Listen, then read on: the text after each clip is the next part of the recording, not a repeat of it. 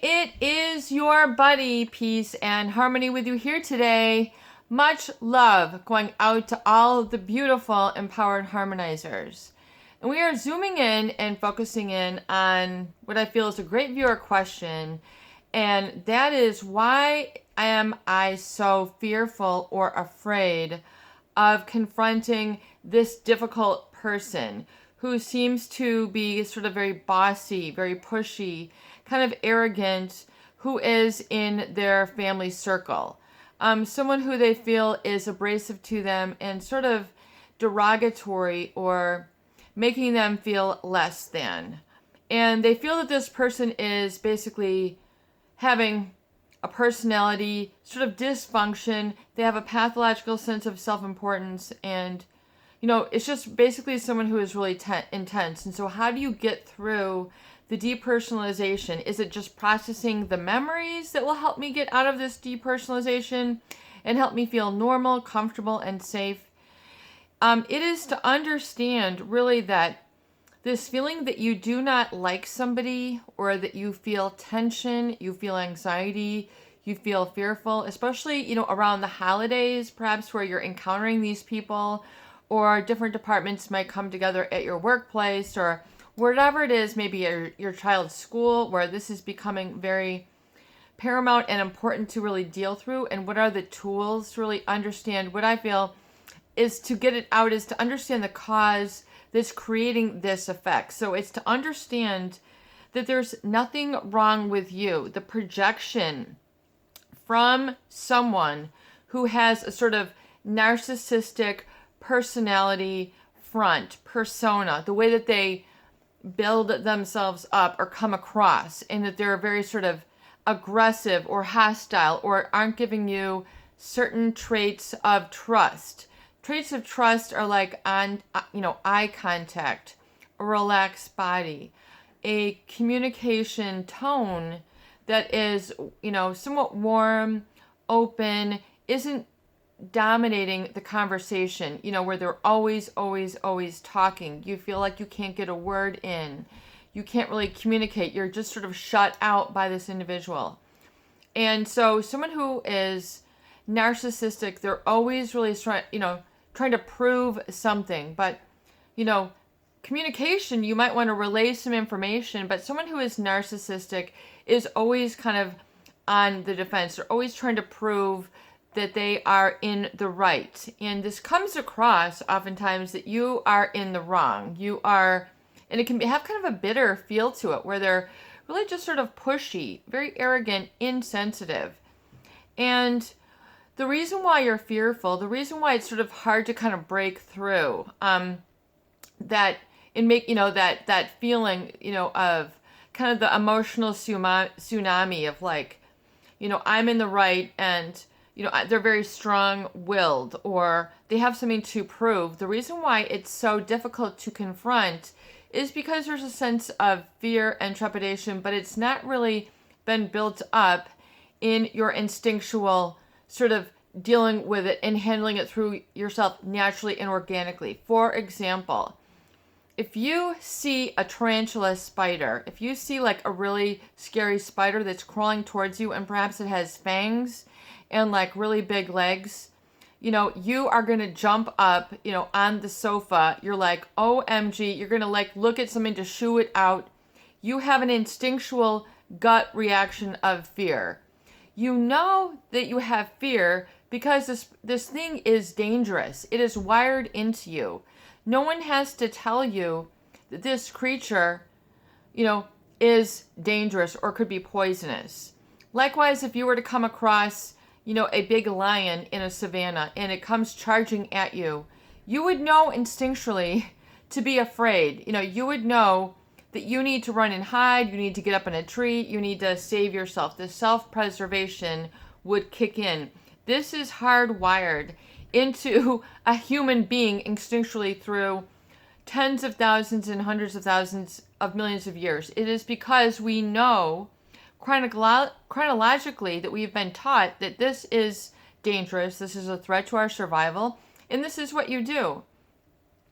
So when you come across someone who is like this, it's like you're feeling this same instinct. but yet it's kind of been mixed up through the other signals that this is someone who you should like and be close to. And that oftentimes is conflicting with your gut instinct. Yet you cannot confront because of the environment, because of the mix of elements, other people, social propriety. There's not an easy sort of communication. There is a tension in the air, perhaps. And it's difficult to confront because of this mix of elements that are conflicting and, create this disharmony or dissonance in the relationship. And so it is difficult for you to communicate naturally and just do, instinctually. You're trying to temper it. So, when you are in this communication, when you are around these people and you need to confront, you need to speak up, you need to address this tension, and so that it's not, tainting you and causing you to feel uncomfortable, unpleasant. This is life. Your time is precious, and your respect, to receive respect, is important. You don't want to waste a whole bunch of time through anger. You don't want to waste a whole bunch of time not being able to laugh. It's being able to address this person and sort of bring them down to size. In other words, they are not all that. Sometimes it is also, sometimes the perception. And sometimes it is fact. So you have to kind of sort out, what is my, what could I be over perceiving? Am I making a big deal out of this where there is none? In other words, how can I reduce the threat to kind of working through? So if you've had a previous connection with this person and, you haven't really worked through, you haven't had, people to be able to talk to and sort of feel it out, these difficult people, these toxic people, these narcissistic or pathological sense of self-importance with lack of empathy. So meaning they're not really in it for the relationship. They're not really in that open space. They're very, they've got that persona going on. And it's very difficult, and sometimes to break them down, to kind of get them down to size, is to work on your perception and to say, is it that big a deal? And if it is, you can ask yourself that and then think, is this, okay, is it, and then what is my threat? Where am I feeling this threat from? What is it what is threatening me here? Is it that I won't be able to laugh? I won't be able to smile? Am I frowning all the time? Do I have like this sour look on my face? How can I sweeten this up? How can I, bring this some warmth to this discord? Or how can I separate out the notes of your personality with theirs, so it's not a big clash, it's not a big upset, it's not a big confrontation. But yet you do need to be able to handle, you do need to be able to articulate, and you do need to be able to diffuse. In other words, you do need to speak in response effectively and not be reactive. So, perhaps earlier you were just in the ignore mode. In other words, I'm just going to sit and be very uncomfortable and it's a waste of your time. It's, your time that you go out and about, you should be able to be yourself. And you don't have to feel threatened by this, this threat, and perceive it. It is to diffuse, meaning to break apart, to, call and reduce. In other words, bring that tension down. How do you do that? Speaking to a narcissist, oftentimes they have a sort of have and have not mentality.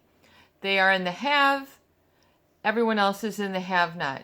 They can be very boisterous, braggadocious.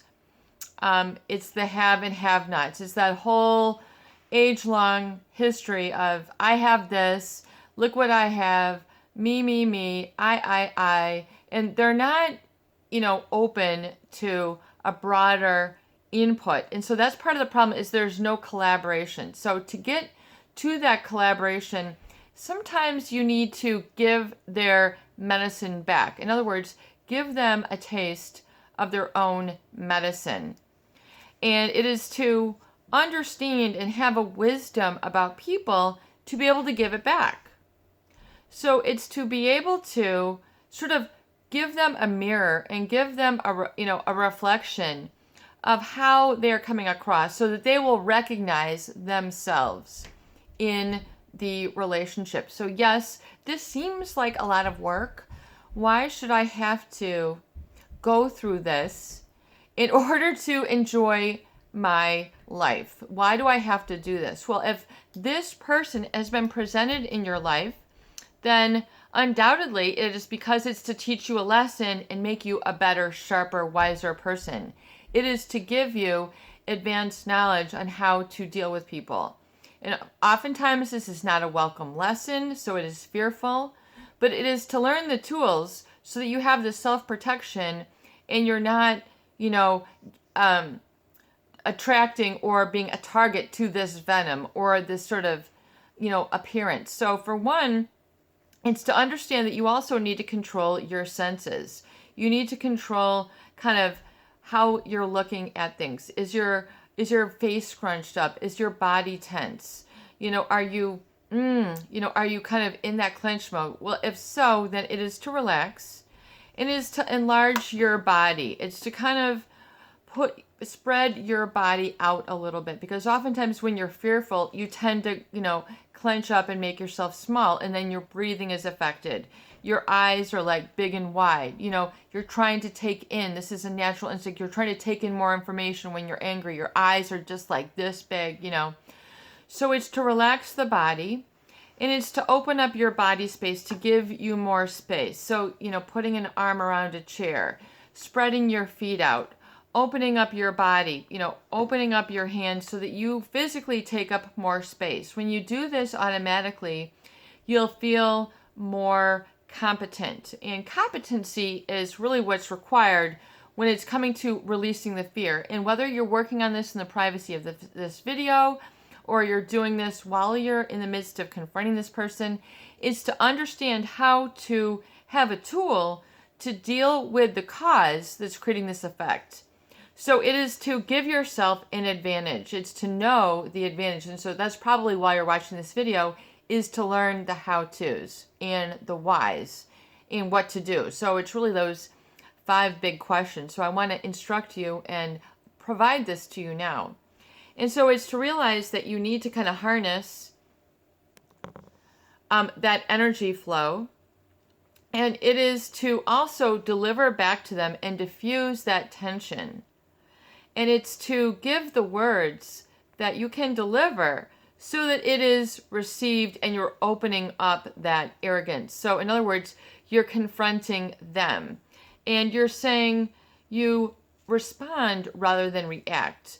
Saying things like, wow, I am, that is interesting. When they're trying to, if you understand a narcissist, they're trying to show you what they have, what they've done, why they're better than.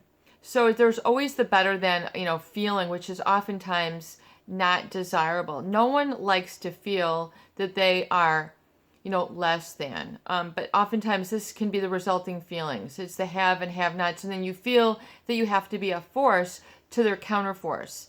That is not what we want to do. You don't want to engage in that energy. You don't want to enter into, as I say, the boxing ring. You don't want to be a counterforce to their force. So it's to literally step aside and look at where their energy is projecting. And then move your physical body so that you're open, you're breathing, you're observing, you're in your higher consciousness. You're not entering into their tension and being a defense to their defense. You're not playing emotional football. Unless that's what you're really into and you want to tackle, but that is oftentimes not socially appropriate if you just want to go and charge them. That's oftentimes the feeling, is that they're, at you with these horns and you're just you feel that they're just coming at you too much. So it's to, open that up and to say the following in response. Wow, that is interesting. Your opinion is really, you have such a strong opinion about things. There's so many perspectives on this. And it is to say, interesting, you're so talented, and what kind of future does that really bring you in your pursuit? What kind of future are you looking for in this? So it's to help get them out of that sort of coming at you. In other words, it's to ask them an open-ended question and to see, where, it is to learn. It is a learning opportunity. So get them to spew and talk about how important their opinion is. And it's to say, wow, okay. And so what is the future of this, Facebook interaction for you? Is this like a hobby, or is this like a why do you use this so much? Or if they're coming at you with a strong opinion about religion or their political views, and you have a clash with this. In other words, this is not palatable to you. And it's to say, interesting. There are so many perspectives that have built that up. And have you understood that this perspective will result in what action? Where do you feel that this is going? So getting them to open up and do it in kind of an inquisitive, like I'm trying to learn about you manner. And then you also then come back with, yes, there are so many opinions about this, and it would be factual to understand that, and then, get into an objective sense. In other words, begin to show them that it is very strongly opinionated, but you don't have to do it in a defensive way. Show them that it is just their experience and that there's so many other experiences, and I find yours interesting. And I also find that there's this interesting. So you then level the playing field by showing a couple things and also what I find interesting. And then moving on, I also find interesting. So in other words, or you can say, anyways, I also find this interesting. So you kind of shut them down. You move them forward. In other words, showing them that their experience is of an opinion, and that there's, so many perspectives that go into and feed into that experience you have communicated, and you've gone through here. And it's just to say, and then moving on, anyways, and then you bring in sort of the next. So you kind of bring them down, other people, other groups, other communities, other countries, and you kind of bring them down a little bit. And it is to bring them to, taking them, I don't want to say out bite by bite, but in other words, it's to show, it's a confrontation. It's a way to show that they are not all that in a bag of chips. Is to show that they are not better than, and that you understand, you see through their transparency. And then furthermore, you can say, I find it rather transparent that, I can see through your perspective.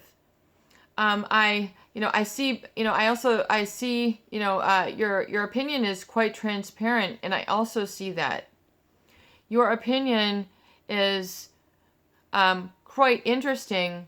Anyways, I find that, and then it's showing yours. So you're addressing theirs and showing that you acknowledge, because a narcissist loves to be acknowledged for who they are. I mean, they want a million ego strokes. So, it's to get, if you have to confront them, you have to understand that there's a little bit of ego stroking that you might need to do. That might not be your comfort zone. However, personal growth oftentimes is discovered, and you send out new routes of competency and security when you're able to do this. So it is to acknowledge, and then anyways, moving on, I also find, I have also experienced, I also see. So in other words, you're addressing, and then saying and moving on. In other words, you're showing a courtesy that I've acknowledged, but moving on. So that's a very good way to communicate and do sort of an exchange of attention. And then, bringing that to other people, who might be there. In other words, so you don't feel singled out. And then you could then kind of direct the communication and open it up, address other people there. So you're not just like the one who is going at this person. So in other words, it takes a little bit of emotional intelligence in how to deal effectively and with security and competence, how to deal with these people so that you have the power, you are empowered to bring them down to size. And furthermore, be confident with your ability to do this.